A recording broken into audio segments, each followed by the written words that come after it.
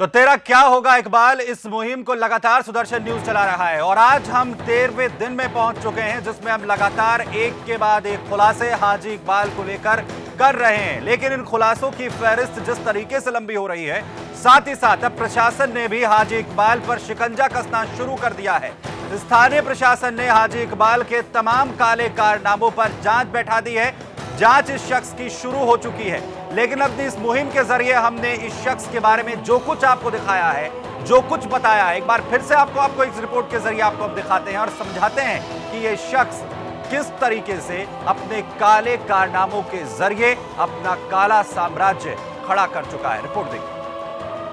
आज हम जो खुलासा करना जा रहे हैं उसे सुनकर आपके होश उड़ जाएंगे। एक शख्स जो कभी परचून की दुकान चलाता था, आज अपनी काली कमाई का इतना बड़ा साम्राज्य खड़ा कर चुका है कि उसने एक जिले तक को बर्बाद कर दिया है। इकबाल बाला, जो बहुजन समाज पार्टी का एक नेता माना जाता है, पूर्व एमएलसी रहा है और खनन माफिया के तौर पर उत्तर प्रदेश और उत्तराखंड में इसका एक नाम है। किस तरीके से हाजी इकबाल ने इस देश की संपत्ति को, इस देश के लोगों की संपत्ति को लूटा है। सहारनपुर में जो दंगा हुआ है उसमें हाजी इकबाल का शातिर दिमाग नजर आ रहा है। हर सामान है एवन, एक तो 12 बोर का है, 315 का है, 80 गोली का भी है। सहारनपुर और उत्तराखंड में अपना राज चला रहा है, बल्कि कुदरती नदियों के रुख को अपने मन मुताबिक मोड़ चुका है। उसकी मनमानी के चलते हथनी कुंड बैराज पर बड़ा खतरा मंडराने लगा है। अब हथनी कुंड बैराज है वो विदाओं पे लग गया। ये पहाड़ी नदी जो आ रही है उसे नहर की तरह बना दिया है। करीब 700 एकड़ की जमीन के दायरे में इसने ये कब्जा किया है, वो भी अवैध कब्जे किए हैं। कैसे हाजी इकबाल ने ग्लोकल यूनिवर्सिटी को बनाने को लेकर तमाम कानूनों को धता बताया। दोनों तरफ बाउंड्री वाल बना के और उसके बीच में यमुना नदी को ये आदमी बहा रहा है। इसका अधिकार इसको किसने दे दिया? इसने अपने पैसे से एक पुल बनाया है, जबकि पुल बनाना राज्य सरकार का काम है, पीडब्ल्यूडी का काम है। आज तक न तो सरकार की नजर गई और न ही प्रशासन की और पुलिस महकमे की। सुदर्शन न्यूज ने यूजीसी से संपर्क साधा है और कल या 2 दिनों के अंदर उन्हें अपॉइंटमेंट मिलेगा और उसमें उनसे हम सारे सवाल करेंगे।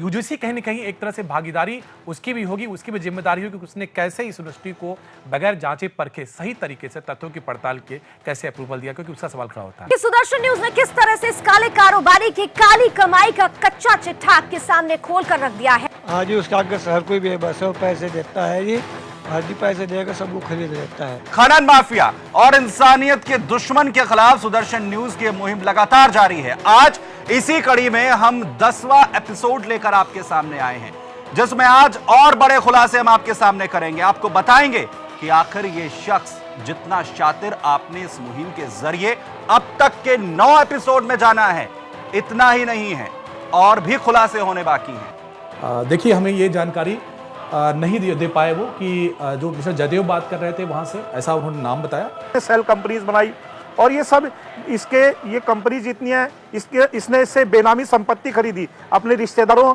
अपने नौकरों ने हजार बीघे जमीनें खरीदी, शुगर मिल खरीद दिए, 11 शुगर मिल्स इसके पास है ऑलरेडी।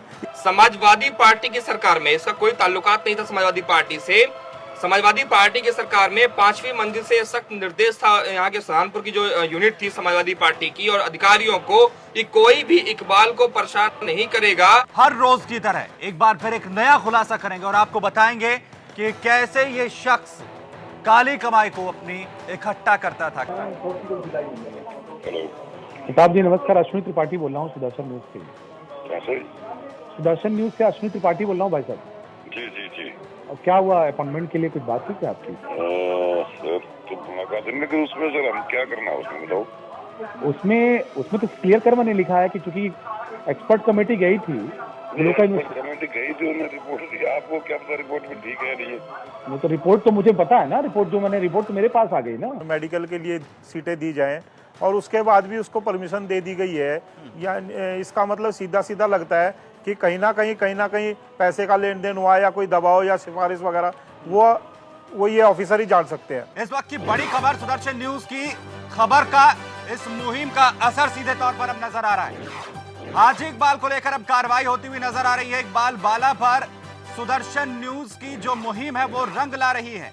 प्रवर्तन निदेशालय की जो जोनल ब्रांच है लखनऊ, उसने तलब किया है हाजी इकबाल को और एक हफ्ते का, अगले हफ्ते तक का टाइम दिया गया है उसको और उसको वहाँ तलब किया गया है। वहाँ तलब होगा। उसके बाद जो अभी सबसे बड़ा मामला आ रहा है वो बहुजन समाज पार्टी में पूर्व मंत्री रहे बाबू सिंह कुशवाहा ने जो 1000 करोड़ की ब्लैक मनी दी थी इसको वाइड करने के लिए, उसके पुख्ता सबूत ईडी के पास आ गए हैं। सर एक जानकारी चाहिए थी सर। हम लोग हाजी इकबाल जो सहारनपुर का है इलीगल माफिया और माइनिंग का, उसकी जांच और उसकी रिपोर्ट हम लोग इन्वेस्टिगेटिंग रिपोर्ट पे खबर पे काम कर रहे हैं।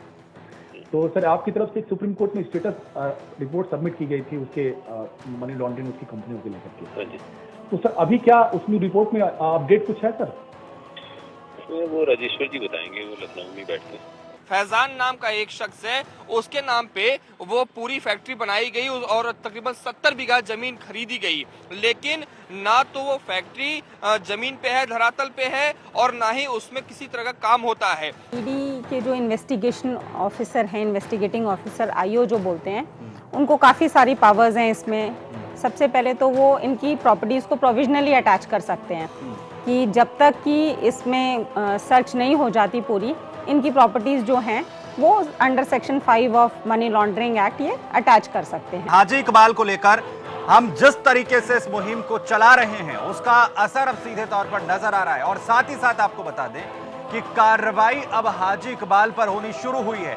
नए मामले अब एक तरफ जहां सुदर्शन न्यूज आपके सामने रख रहा है और तमाम इन्वेस्टिगेशन एजेंसीज जो हैं वो भी हाजी इकबाल से जुड़े उन तमाम उसके किए हुए काले कारनामों को भी सामने ला रही है।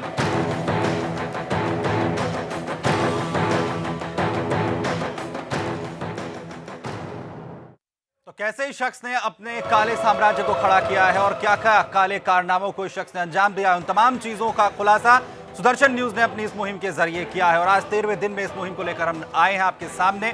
और साथ ही साथ ये बता दें कि हाजी इकबाल और भीम आर्मी पर अब कार्रवाई भी हो रही है। शिकंजा लगातार जांच एजेंसियां कसती जा रही हैं। छोटा सा ब्रेक यहां पर लेंगे, फौरन हाजिर।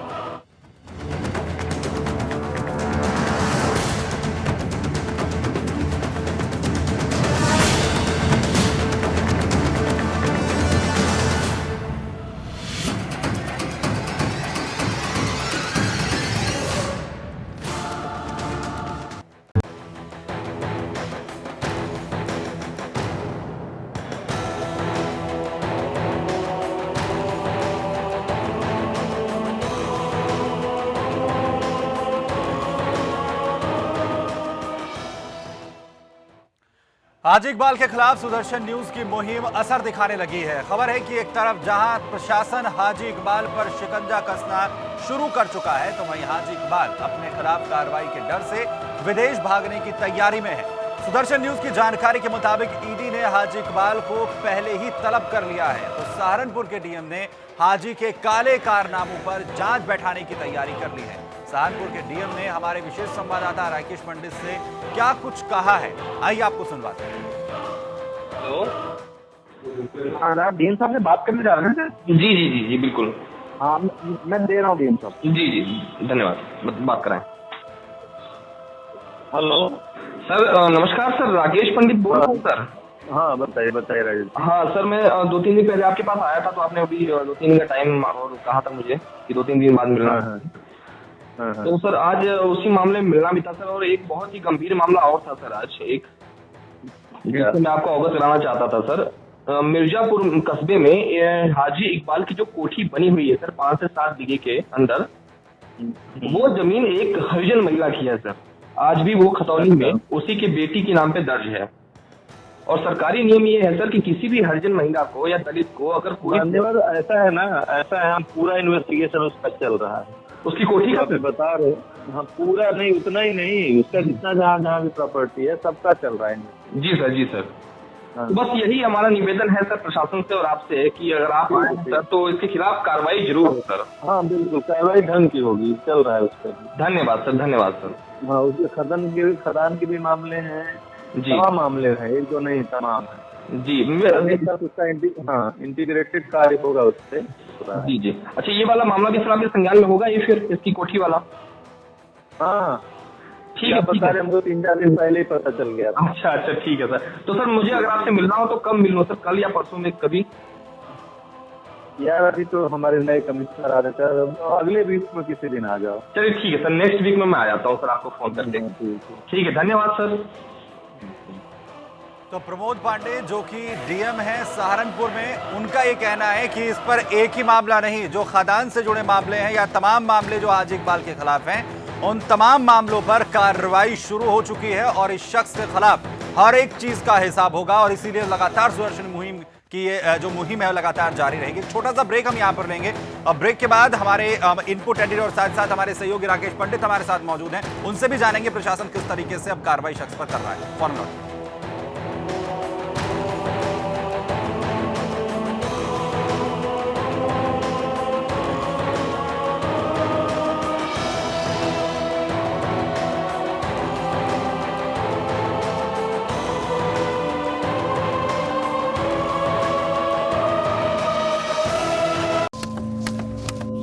एक गेम चेंजर क्रिएट करता है पाथ ब्रेकिंग माइलस्टोन्स। जीएसटी सुगम व्यापार को दे नए आयाम। एक गेम चेंजर को होना चाहिए फास्ट। जीएसटी एक सरल और बेहतर टैक्स सिस्टम। गेम चेंजर वो है जो बदले आपकी तरफ दुनिया का नजरिया। जीएसटी बनाए अर्थव्यवस्था को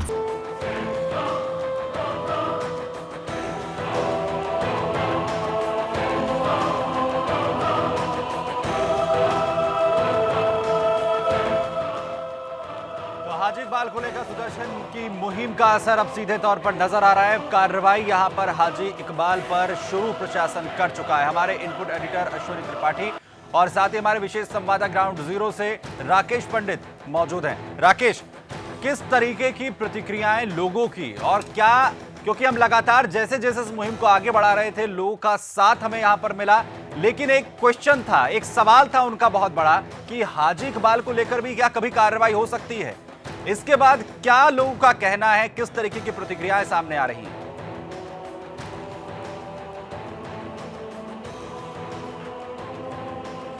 सुमित, जब मैं पहले दिन यहां आया था, आज से तकरीबन 20 से 25 दिन पहले इन्वेस्टिगेशन का जब पहला दिन था मेरा, तो जब मैंने लोगों से बात की तो उनको मजाक लगता था कि हाजी इकबाल के खिलाफ कोई खबर चलाना या फिर उसके खिलाफ कार्रवाई, ये उनको मजाक लगता था। लेकिन हमने उनको एक आश्वासन दिया, हमने कहा देखिए सुदर्शन न्यूज़ चैनल बिल्कुल अपने इरादों का पक्का चैनल है और जो करेंगे वो पूरी तरह करेंगे। फिर धीरे धीरे लोगों ने हम पे भरोसा करना शुरू किया, हमें एविडेंस मिलते गए, लोग हमारे साथ आते गए, हमारे कैमरे पे वो बोलते गए, बयान देते गए और एक समय ऐसा आ गया है कि अब जिला प्रशासन हो या यहाँ के अधिकारी हो, वो खुद सुदर्शन न्यूज़ का दबी आवाज़ में, दबी जुबान में शुक्रिया अदा कर रहे हैं और वो कह रहे हैं कि सुदर्शन ने अगर ये मुहिम ना छेड़ी होती तो शायद आज जिस तरह से एक एक्टिव मोड में आ चुके हैं प्रशासनिक अधिकारी, पुलिस के अधिकारी और शासन की तरफ से, उसका वो इतना होता नहीं। तो सुदर्शन न्यूज़ की असर है।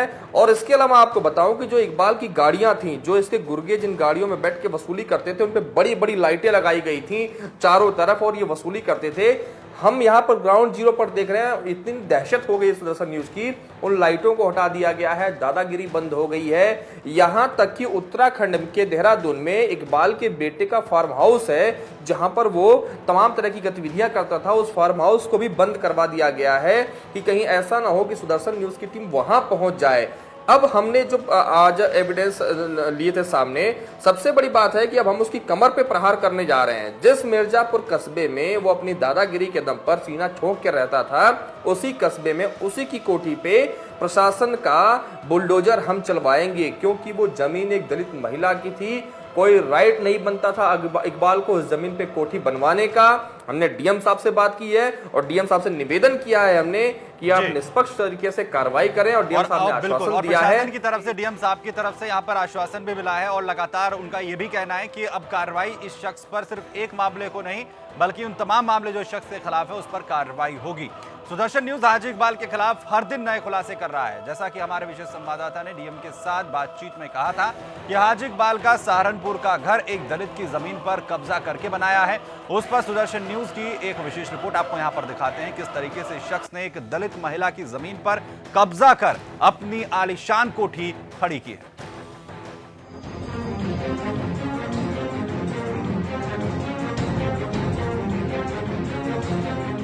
परचून की दुकान से 10,000 करोड़ की काली कमाई करने वाला हाजी इकबाल मकान बनाने के लिए जमीन तक लेने में घपलेबाजी की है।